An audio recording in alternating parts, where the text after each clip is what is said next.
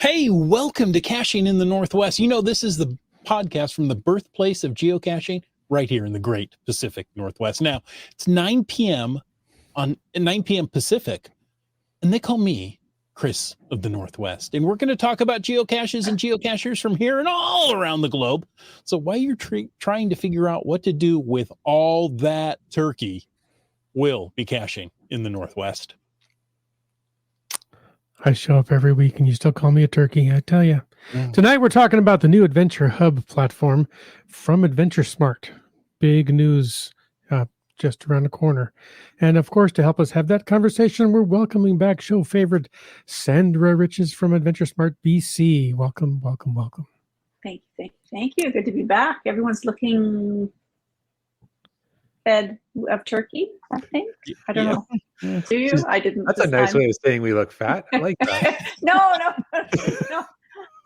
Fulfilled, maybe. Content. And well fed? Yeah. Good to see you. That's maybe what I meant to say. There you go. And it's good to see our. Go ahead. Yeah. It's also good to see our live audience. That chat window scrolling by. So, of course, share your thoughts with us right in there. But before we get in, we have to bring in our Grinchy Gibbon. Some say he has more moves than U-Haul. And others say his advice is free and worth what you pay for it. All we know is he's called Land Monkey. You will always get your money's worth. And Sandra's not wrong. There are a few extra pounds on here. And your Thanksgiving was an extra month before ours. I know. I had some time to work it off. Right. I just chose not to. All right. It's all good. It's all good. Great to have you back, Sandra. We always enjoy having you on the podcast. Thank you. And we know you can roll with the jokes. So, or she wouldn't come back. or she wouldn't have come back. That's Exactly. right. That's right. I would not be here if I couldn't.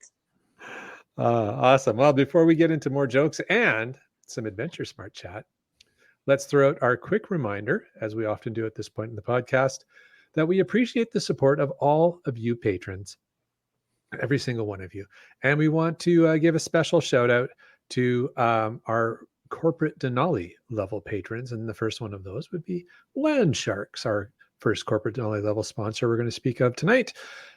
They want to remind you that it's holiday trackable tag time at Land Sharks. One free frosty holiday trackable tag with every $25 spent online or in store. So if you're planning to do some gift purchasing through Land Sharks, now is the time to do that. I know they happen to have some pretty good books, lots of great cash supplies, all kinds of good stuff there. So.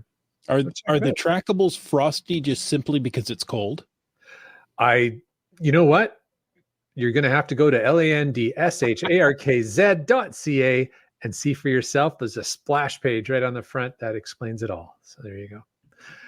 Our other corporate Denali level sponsor, well, that would be Gold Country Geotourism. Visit exploregoldcountry.com, learn about the geotours, learn about the region. Don't forget to download the app. And, you might even be able to use the AdventureHub to plan some of your adventures when you go to Gold Country. So we'll talk more about that later. But again, that's exploregoldcountry.com or check them out on Facebook, Explore Gold Country.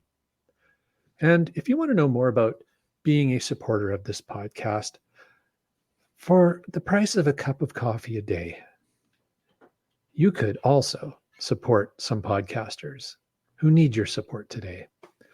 And you can do that. Yes? You say, have you bought coffee lately? Yeah. You can support a lot For of less than the podcasters price of for coffee. Yeah. No kidding. But hey, if you want to find out all about supporting us and all the perks and benefits there are of being a patron supporter, and this is the time of year that the podcast boys are in the back room figuring out, what are we going to do for our patrons this year? And there's probably something coming. So hang tight, patrons, and if you're not a patron yet, look into it. And you can find all of that out by clicking on the Patreon link on the cachingnw.com website. I almost made it all the way through that. Well, we just want to prove to you that this is a live podcast, that we don't record and edit it ahead of time. What you see is what you get. It's just like stopping and talking to us at one of those expensive coffee places you go to. There you go. And GSM Times 2 reminded me it's a cup of coffee a month, not a day. If you're buying a cup of coffee a day, then you have a problem like I do. Well, I know people who buy 2 and 3 of those cups of coffee a day. Yowzas. Yeah. That's a nice trip at the end of the year. You know, it's a serious caffeine problem and a financial difficulty at the same time. Yeah. All right. But that's not what we're here to talk about. Oh. You deal with your own finances. Well, and your own addictions. Remember what we said about my advice earlier. So but now it's time for the glow. Ooh. That, my friends, is the geocaching log of the week. We don't even get to ask anymore. You're just going to tell us. I asked last time I was on, and no, they just said, sorry, too late. Fine. Well, I appreciate the effort. Thank you very much. But when you're 25 minutes into the podcast and then you ask it, see, look, Doramore understands. Okay. Next week, I'll ask, what is a glow? So whether you read it or whether you wrote it, we want to hear about it because great logs simply make geocaching better. You can send an email or a recording in your very own voice. And that's important. You need to do it in your own voice. Feedback at cachingandw.com. You can call into 253-693-TFTC. Again, in your own voice, or have someone read it for you. It's okay. And show us how you glow. That's right. We want to hear it in your own voice because otherwise you're stuck with some loser reading it.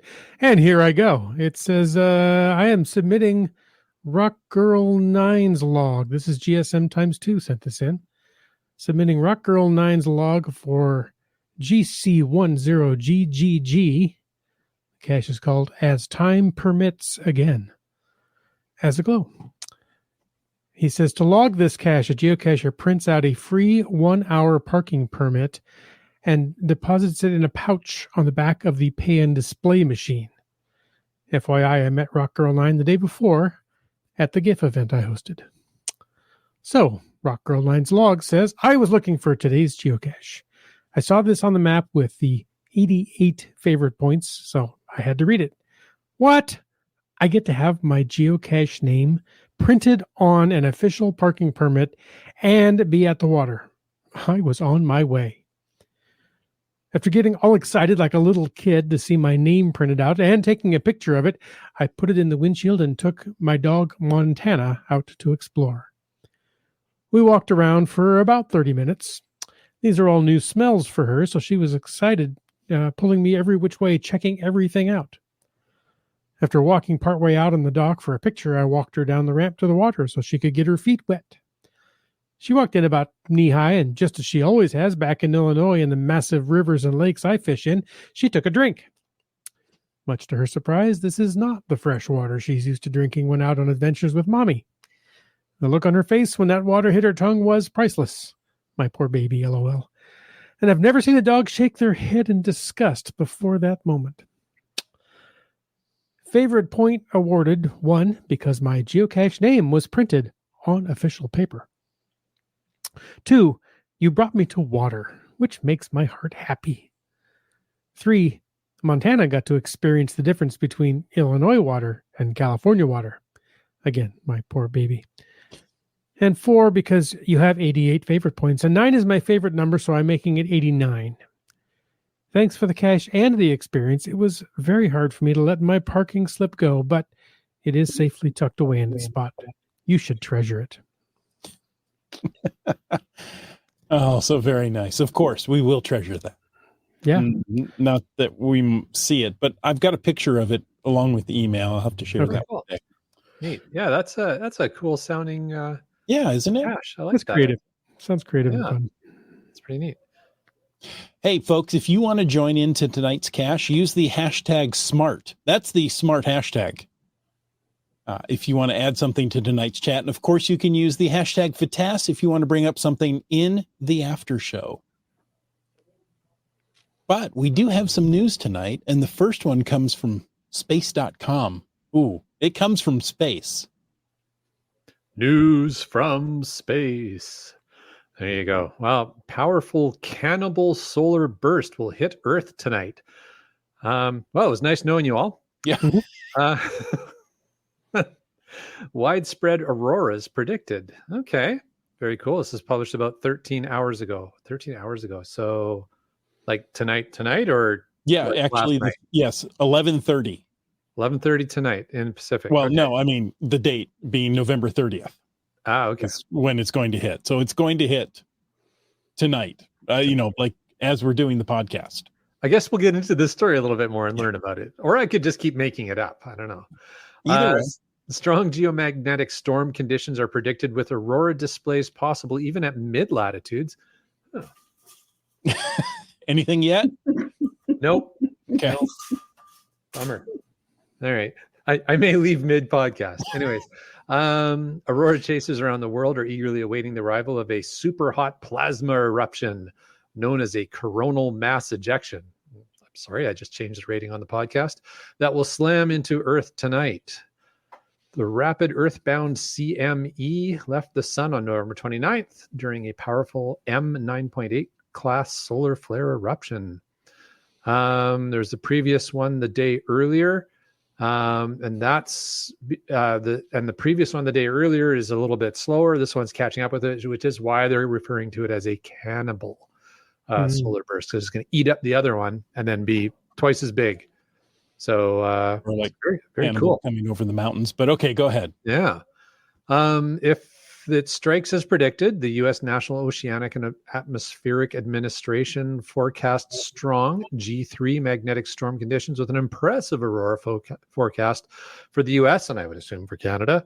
The most extreme level can cause complete high-frequency radio blackouts on the entire sunlit side of the Earth lasting several hours. Yeah, that's where I was going to go with this, because that's often disruptive for us geocachers. Bingo. So if you can't find a cache either today, tomorrow, you've got an excuse, right? Mm-hmm.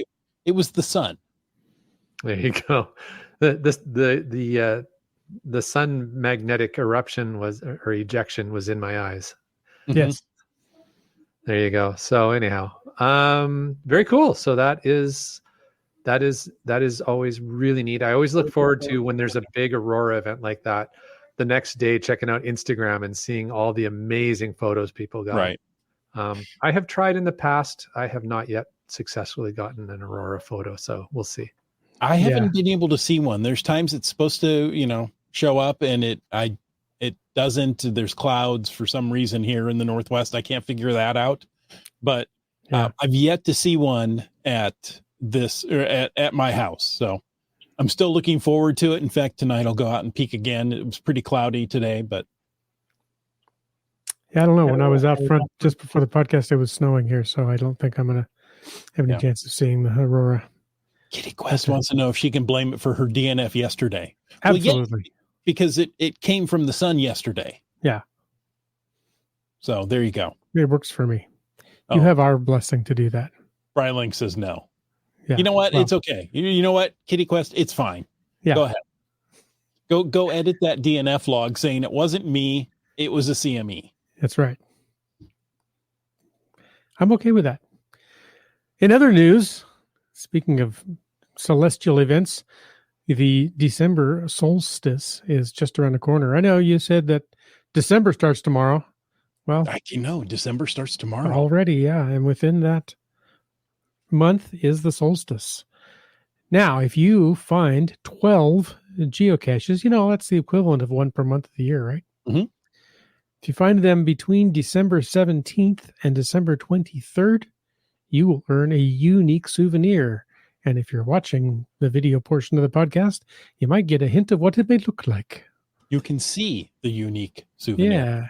Yeah. That's interesting. So they're doing that a little bit differently. Normally it's like find a geocache or attend an event on that weekend and you would get the souvenir. This time it's a range of dates to find a total of 12. I like that. It's cool. I think it's nice. Here's a, over a period of time, go find 12 go find 12 geocaches and you earn the souvenir rather than you have to do it on this specific date. Yeah. Cool. So, at the end of day on the 23rd, like most good college students, be cramming in your 12 logs. There will be some. There will At be 11:59. That's right. Well, that's isn't that a Saturday or Sunday, the 23rd? I can't remember. 23rd is a Saturday, yeah. Yeah, there you go. No problem. So there you have it. Very cool. Lots of great stuff in the chat going on too, you guys. We'll some of this stuff you guys should be flagging as FATAS so we can talk about it later, but Exactly. let's see what we can do. All right. But first, we're going to talk with Sandra, I think. We are. All right. So So who wants to introduce Sandra? I mean, we're all going to fight over it. I welcomed her earlier. It's your turn. Okay. there you go, Chris. Sandra, thank you so much for joining us. There's maybe one person who doesn't quite know who you are. Would you take just a moment, introduce yourself? I mean, you keep coming back, so apparently you like us. Apparently I do. And yes, I do. Happy to be here. Thanks for the invitation. Glad to be back. Thank you. I am, for anyone who's new joining your show tonight, or a reminder for those who have heard me go on and on and on and on before, Sandra Riches is my name, and I'm based in British Columbia, Canada. I'm the executive director for a program that is supported by the BC Search and Rescue Association, hence the banner above my head. And I manage a program called BC Adventure Smart. It's all about outdoor education, personal preparedness, what to do in an emergency, how to prevent it from happening, ideally, but also what to do in those emergencies, no matter if you're geocaching, backcountry skiing, snowmobiling, paddling, hiking, biking, mountain biking. That list goes on.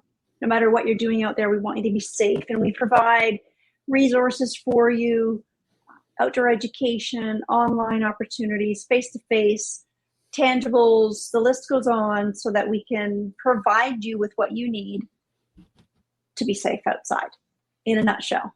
And so that we all can collectively in our province, throughout the country, and wherever you like to play outside in the world, that you can be prepared for that and help reduce the number and severity of search and rescue calls wherever you live on this beautiful globe.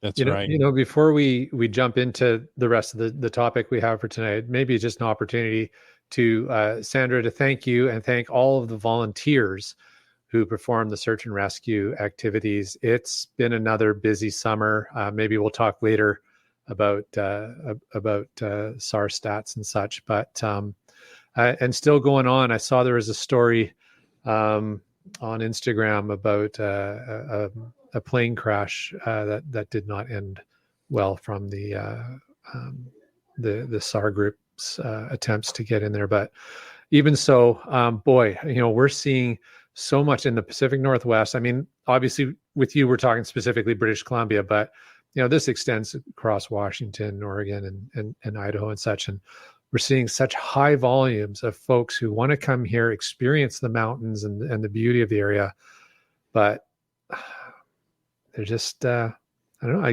guess maybe they can make use of tonight's topic. Mm-hmm. I think so. I think that was an excellent segue, Jay. That was like you've done that before many, many times. It was beautifully set up. I wanted to lead with the thanks because that's, mostly volunteer work that is search and rescue groups and organizations. And you have a huge team of volunteers just doing the Adventure Smart program, and they all do an amazing job. So very thankful. Thank you. And you hit the nail on the head. Sorry. Yeah, they're busy all the time, which is, there's pros and cons to it all. There really is. The volunteers, they are all volunteers. The 3,400 members in British Columbia, they're all volunteers. Every single one of them. I'm paid to do what I do. I work under this umbrella, literally. BC SARA umbrella. There's only 6 of us who do. All the people who respond to those calls that you talked about, Jay, are volunteers. So they're leaving their friends, their family to go help others. But they're passionate people too, and they're dedicated, highly trained and skilled. So they're ready to roll. They're ready to go at the drop of a hat, 24/7. But it's busy times all around, definitely. Wow, I had no idea there were 3,400 volunteers. Just in BC. Just in BC. That is That blows my mind. Wow.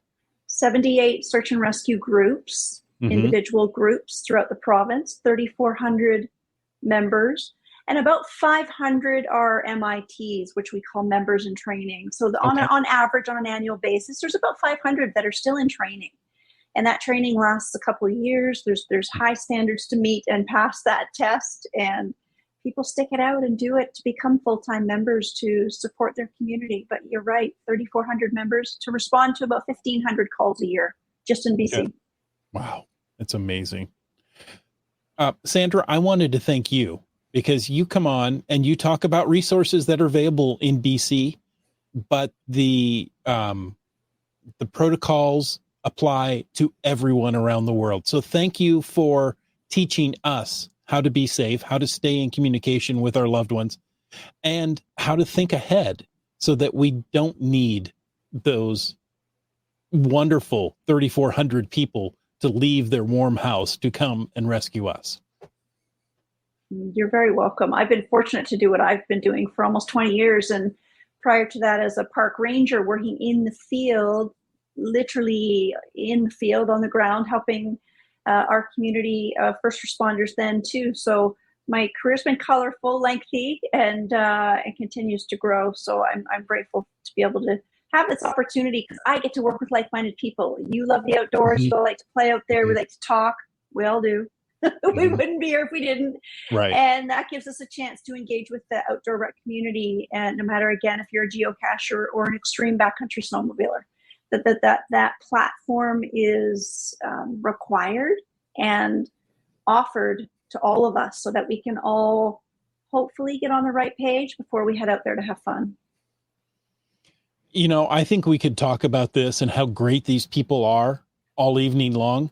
But tonight we wanted to focus on something new. You've or your group have started up something called AdventureHub. Can you tell us what it is, how it works, where to find it? In a nutshell, because you all know I can go on, but in a nutshell, the introductory explanation of it is it's an online custom-built platform for outdoor enthusiasts to explore new possibilities. It offers more than 450 outdoor recreation listings. There are outdoor recreation businesses, organizations, search and rescue groups, tourism, that list goes on. And that allows you to have a one-stop shop, one place to go to plan, to prepare, to explore those new possibilities. Maybe where do you want to go geocaching in Kitimat in British Columbia, or Atlin, or Port Renfrew, or over in Tofino. All these beautiful corners and pockets and places in the province that allows us to play, accessibly play. This sets you up for success at the very beginning of that planning, of that thinking, that dreaming, if you will. That's dreaming of where we're going to geocache, where are we going to paddle to geocache, where are we going to hike to geocache. The hub will allow you to do that. There's 24 different categories to look up. Geocaching is one of them. Had to make sure that was there. Thank you. And 23 others. And there's 8 different regions in the province that we've identified the province into chunks. So people can think northern, southern, island, sea to sky, Whistler. You know, we've chunked it up easily to find. Or you can just go to the individual category that interests you. Maybe it's apps. Maybe it's youth. Maybe it's training. Maybe it's avalanche awareness. Maybe it's camping. Maybe it's podcasts. So there's so much in there that allows you to think outside of your normal adventure box and or stick to what you love and what you know, and maybe you'll find something along the way.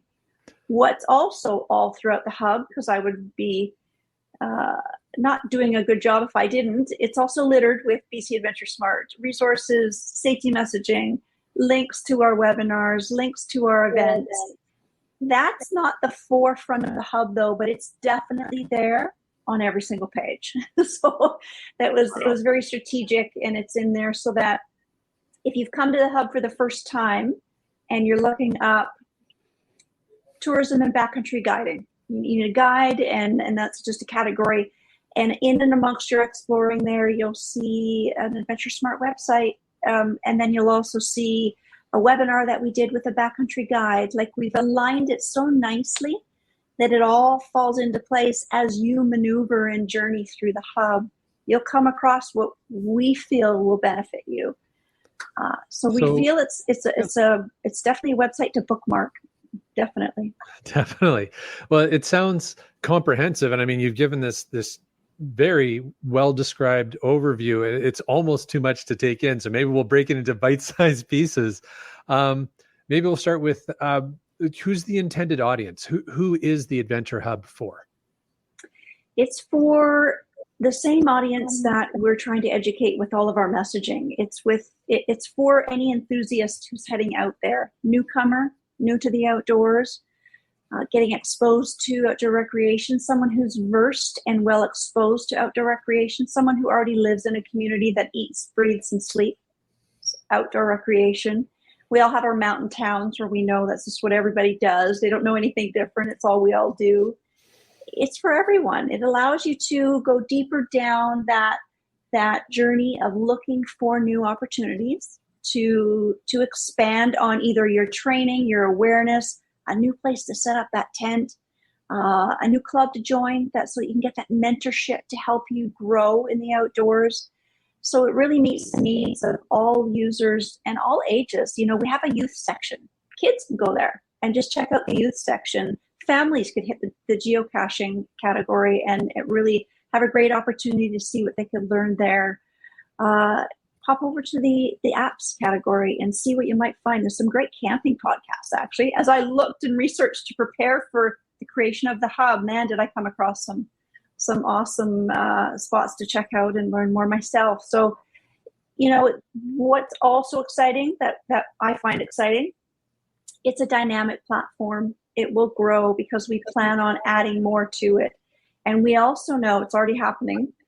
Others are calling us up, emailing, texting, Sandra, how do we be a part of the hub?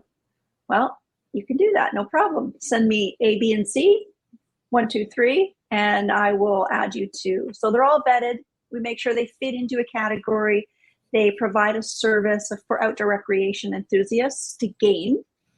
Could be a great outdoor store in your community that's down the street and around the corner. And then if we feel it fits in, well, we're going to add it because we need to help you shop and find that guide and take that training. That's what we're trying to help you do. Fantastic. Now, I'm pulling up the Adventure Hub right here. And in fact, we have a question from Skyhawker that says, a quick search for Adventure Hub gave me about a dozen sites using this name. So how can someone use it? How can someone find this? If you go to the BC Search and Rescue Association website, that's where it's linked under our outdoor education section. So we also looked up Adventure Hub too.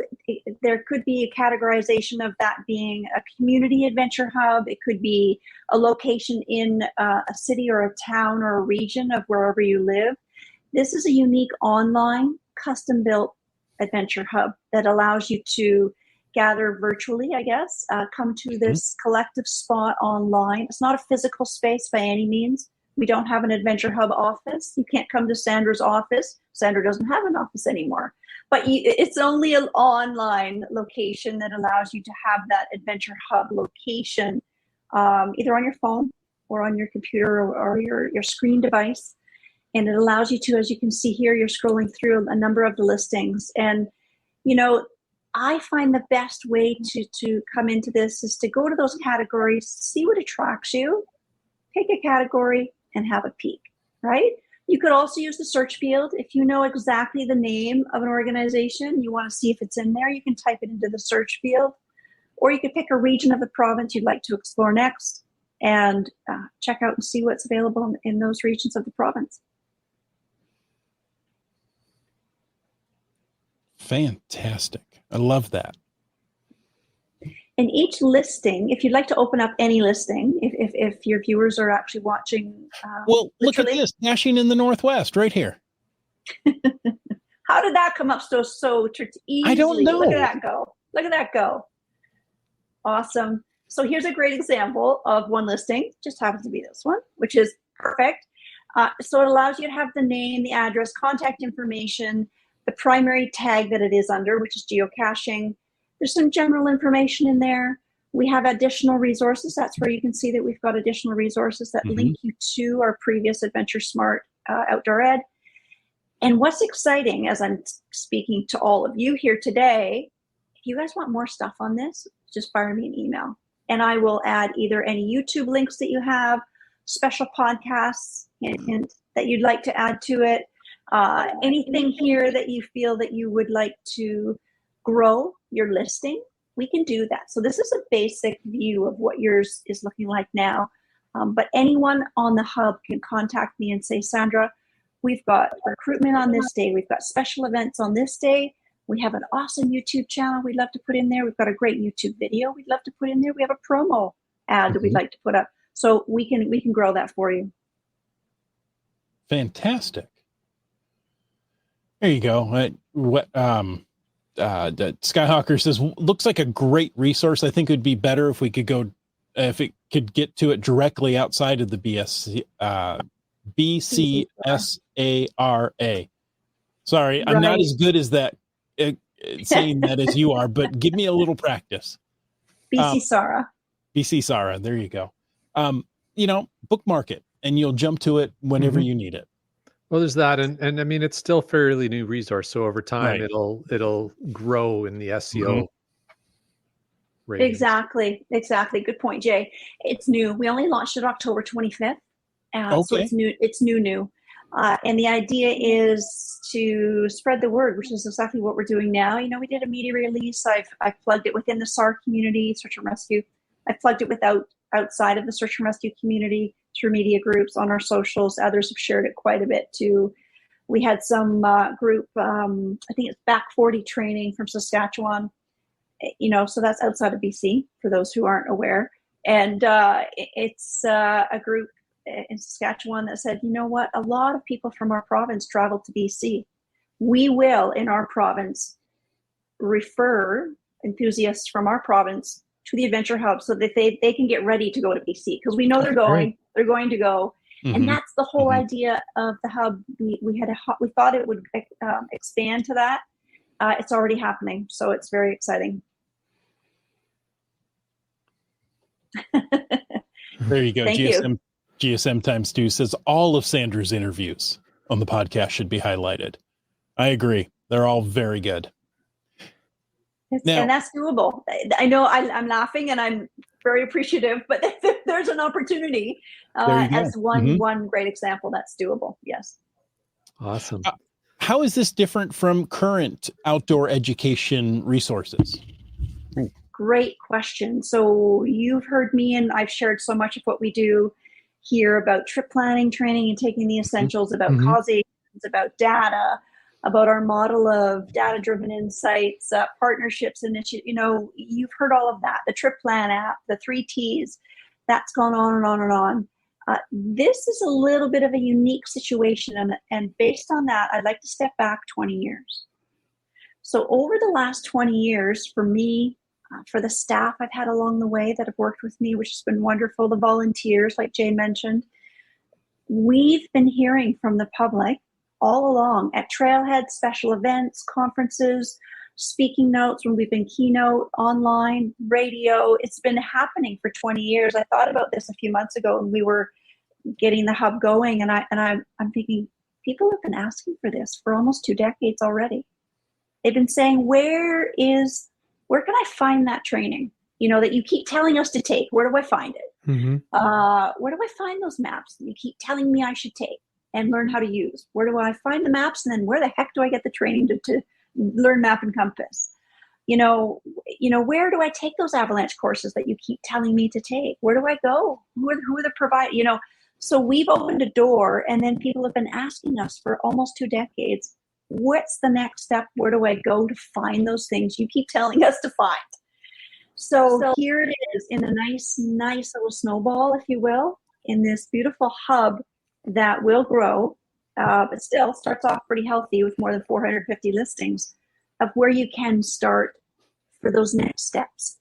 So that's kind of how it all came about initially. And it is different than the messaging, because the messaging is what you should do and how to prevent something.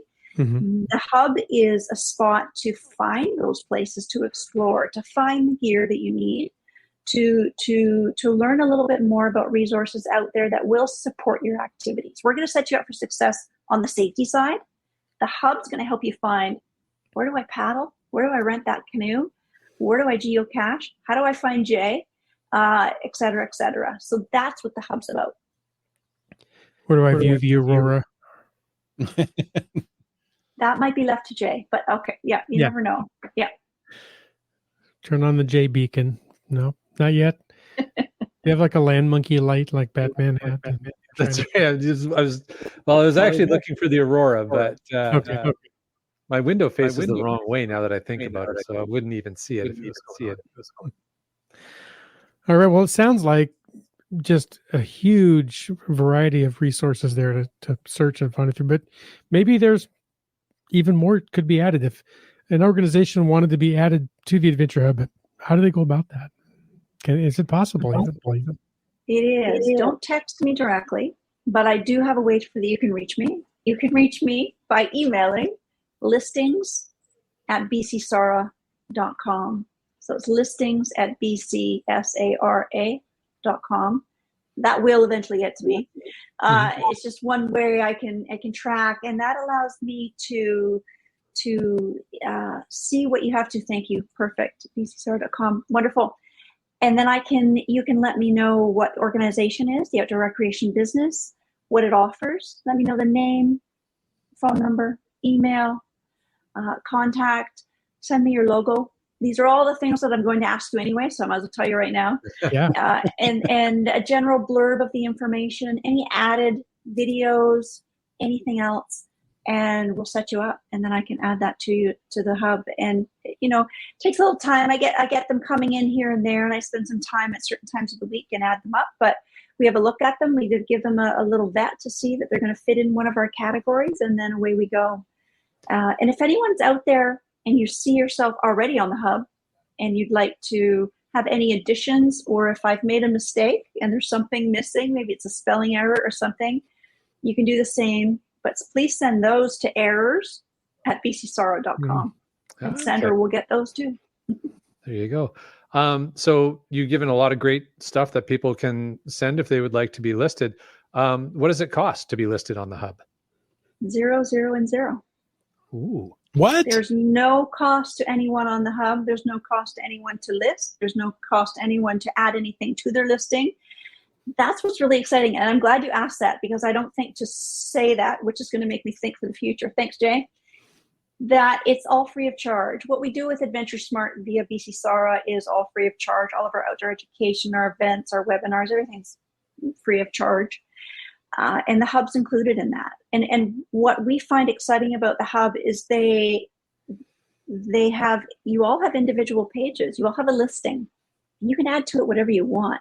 If they want to learn more, then they can click on your website and head over, which I hope they do. That's why we've created this. Or they can get the synopsis right there. So everybody has a page that can help them shine and promote. You can promote it. You can, there's so many opportunities for us and everyone who's listed. So again, there's no charge to anyone. That's great. That is amazing. Well, Sandra, you must have spent hours, days, weeks, months working on this. I mean, I assume you're the one who put it together, right? The short answer is yes, and it was not a short time to put it together. Let's just say Sandra was busy this summer. Yeah. Yes, all summer. Yes, and pre and post, but yes. Very impressive. That's a lot of work. Thank you. Sure. Yes, it is. And there's a team of us at BCSARA. I can't take all credit, but it was a project of mine, and I work closely with our PR and communications manager, Nancy Argyle, who's a wonderful, wonderful support on our team.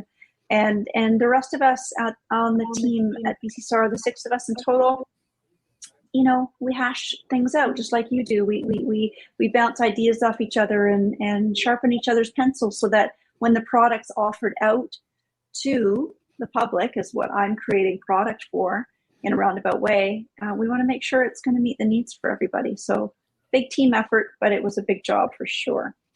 I think there's a very timely question that just came in from GSM Times 2. Yeah. And he's asking, where does AdventureSmart, and I think we covered earlier, the funding for AdventureSmart comes from the BC Search and Rescue Association. But maybe the question is, where does the BC Search and Rescue Association get its funding? And Scott's asking, how could people donate small amounts to help? That's a great question, and thanks for asking. You know, it's I'm trying to multitask here at the same time, and it's hard, right? That's why we have a producer. It's not always easy. It's why we have tech support. It's why we have so much to go here. So I did it. I just sent in the donate page, but now I'll get back to the answer. Okay. BC AdventureSmart, and I put the BC in front of AdventureSmart just to define that for your audience tonight. Is BC is the provincial sector, and if I just said AdventureSmart, that's the national component to it. So there is that umbrella of a national piece that's just AdventureSmart. Every single province and territory has its own AdventureSmart program. So I could say Alberta AdventureSmart, we say BC AdventureSmart. What's unique about BC AdventureSmart, that's what I talk about primarily, even though I collaborate with the others and work on national stuff, is we are funded through BC SARA, BC Search and Rescue Association, and that funding comes from the province of BC through the emergency management and climate readiness sector. So that funding comes from our province down to BC SARA and over to BC AdventureSmart. So it's provincially funded. And so I report back to BC SARA, who then collectively we report back to the province, if you will, and away you go. Nationally, it's funded through Public Safety Canada, which is our federal government. So the national program, which happened, it expanded to national in about 2009. As a national program, it went to the federal government. They thought it was doing so well here in BC that it would be great to be seen across the country. And so that's provided funding through the feds, and that is managed on a national basis. And that's for the volunteer outreach. My compensation, if you will, I've been doing this for 20 years almost, is through BC SARA, through EMCR, Emergency Management and Climate Readiness. So that's where the funding comes from. I'm almost done with this little component, or I could go on and on. The funding well, it's from complicated, that, right? It is a little complicated. I try to make this as clear as possible. It's very clear to me, but I've been saying it for a very long time. There is sustainable funding now. That happened in April 2022. And that was a very long process of BC SARA going to, proving to the province of BC what would be beneficial to have a sustainable funding model. Because prior to that, it was all raised either through fundraising, gaming grants, and a little bit of funding. But now, after major efforts, very, very long, lengthy years and years and years, there is sustainable funding that now comes from the province every year to BC SARA. So that's sustainable. It means that we're on the budget, Excel spreadsheet, comes over, here you go. There's still money that's needed. That doesn't mean that all search and rescue groups don't need money from their community. It does not mean that they don't have to fundraise. It does not mean that they still don't have fundraising events. They still do all of that, because every individual group costs them based on their call volume for search and rescue. So some search and rescue groups have a very high call volume. They're closer to a higher density of population, where higher call volume is a result of that. I could name a few: Coquitlam, Squamish, Lions Bay, Whistler, North Shore. These are closer to that higher density. They have a higher call volume. Their expenses are higher. The ones that are on the news every week. Yeah. Those ones would be the higher expense teams. So those and the other ones that only have a few calls a year still need money to turn the lights on. Mm-hmm. I've shared the donate button back to that question. Thank you for your patience, where you can donate through the BC SARA website. And you can pick a search and rescue group you'd like to donate to, or you can identify that it's for the AdventureSmart program, BC AdventureSmart. Okay, so you can target where your funding, your donation goes to. That's awesome. Absolutely. Absolutely. Very good. Well, great question, Scott. Thank you. Yeah. Like you say, it's a little bit complicated, but you did a great job of explaining it. And if somebody has more questions, I'm sure they could reach out for more. Mm-hmm. So now we know how you spent your summer.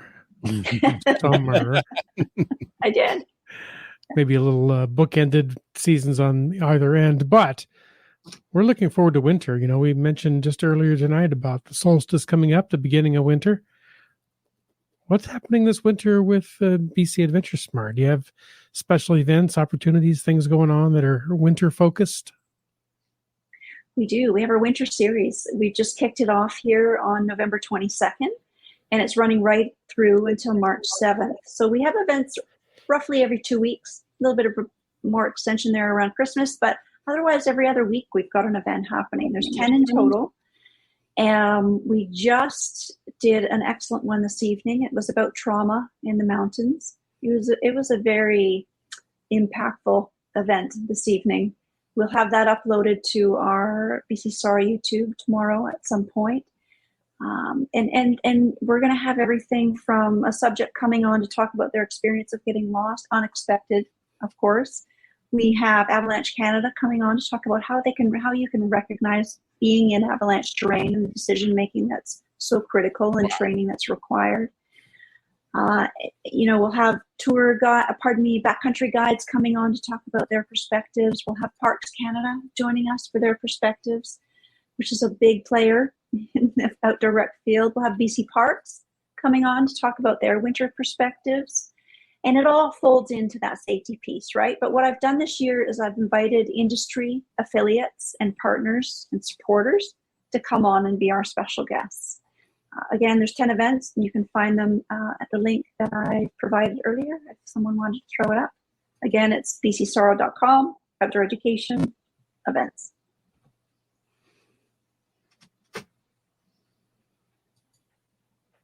There you go. Wow. You don't take time off, do you? You just keep going. I just got back from Mexico a few days ago. Oh, I okay. took a very long overdue holiday. So, Fantastic. and I did a webinar from Mexico. That was a first for me. So I've got to add that to my resume. Yeah.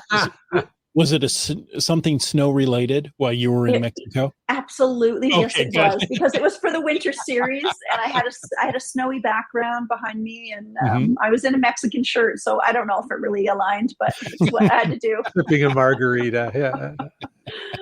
I love it. Well, we certainly appreciate your dedication and your hard work. I think the Adventure Hub is going to be a fantastic resource, not only for geocachers, but anybody who wants to get outside in BC and go explore and do so safely. Chris, thank you for your efforts. Yes. Sorry, I cut you off there. Absolutely. A couple more questions occur to me since we've got a little bit of time. So the first one I have is, we talked about how if somebody wants to have their organization represented in the Adventure Hub, how to contact. What if you have a recommendation of some other organization that you see as missing? Same process, Sandra?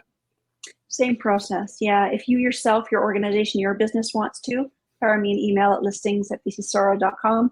If you want to recommend or you know of another organization or business, same process. This is what makes it exciting for me now, because I did a lot of legwork to find those 450 plus to date. Now I get to invite. The door's open. So the more we do this, the more I talk about it, the more I let people know that they're welcome to reach out. We want it to grow. So if someone feels that they know someone in their community that they would like to see added to the hub, 99% of the listings are provincially based. A couple are national. Avalanche Canada would be one example. That's a national industry affiliate that has a listing for obvious reasons. But I didn't go outside of British Columbia extensively. The odd one happened to fit perfectly, but I knew it was a national entity. But we're sticking to that provincial hub gathering of listings.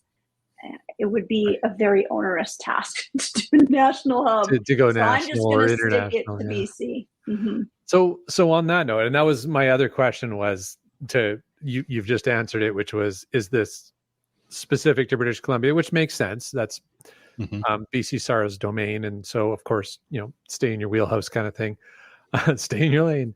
But what if somebody is listening to this podcast and they live in a different jurisdiction, Oregon, Washington, Alberta, somewhere else, and they're like, hey, this is a really cool idea. I would like to see my local search and rescue organization build something like this. How would they go about getting started? Just give me a call.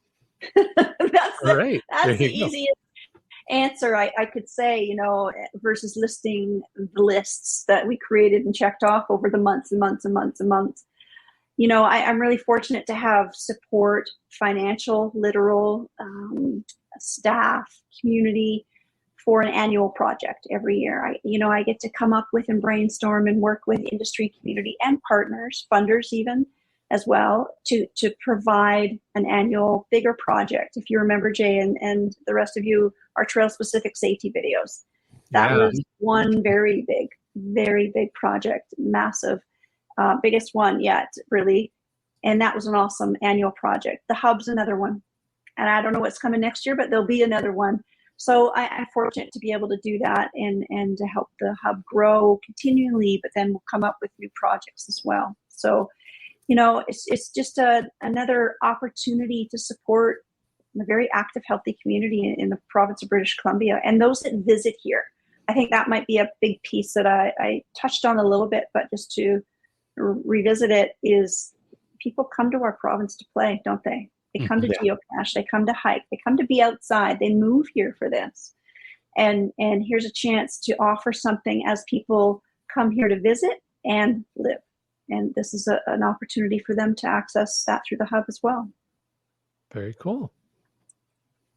Fantastic. I love that.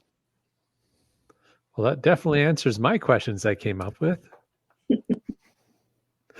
Good stuff. I know there was one other question from GSM Times 2 that came up earlier, which was asking Sandra if you've gotten out to try geocaching, if for nothing else, practicing using a GPS. I've been too busy making the Hub. Sorry. It's just been, I've been swamped in trying to find more than 450 organizations now. Wow, that's a lot of work. Mm-hmm. Wow. Very cool. Well, some great feedback from the live audience tonight. Some really interesting stuff that you were able to share, and a fantastic site. So congratulations on the launch, and thank you for all the hard work that went into putting that together. Our pleasure. Thanks for helping me share it. This is the fun part. This is the easy part, not going through spreadsheet after spreadsheet and reconciling phone numbers or something. This is the fun part to help everybody learn about it, and then they can check it out and get in touch if they want to learn more.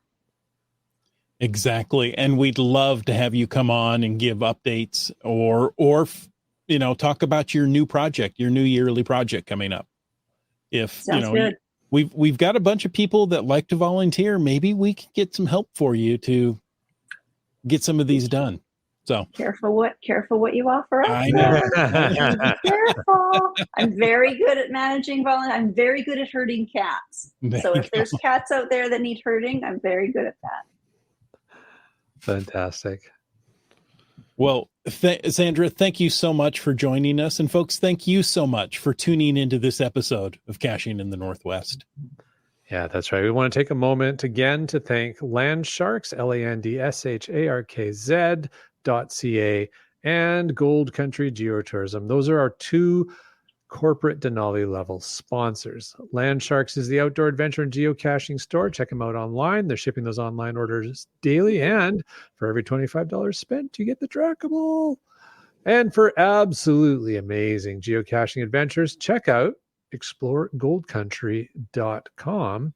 And Sandra, is that is that on the resource site, the Explore Gold Country? I'd have to double check, but I think it's something I'm going to do as soon as we're done here.